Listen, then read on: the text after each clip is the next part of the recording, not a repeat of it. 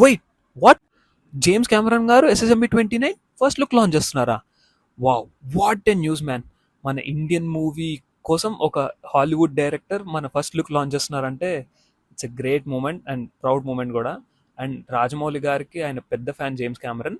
And James Cameron కూడా రాజమౌళి గారి fan అయిపోయారు ఆయన మూవీస్ చూసి. రీసెంట్గా అంటే లాస్ట్ ఇయర్ అబ్రాడ్లో ఆర్ఆర్ఆర్ స్క్రీనింగ్ జరిగిందనమాట.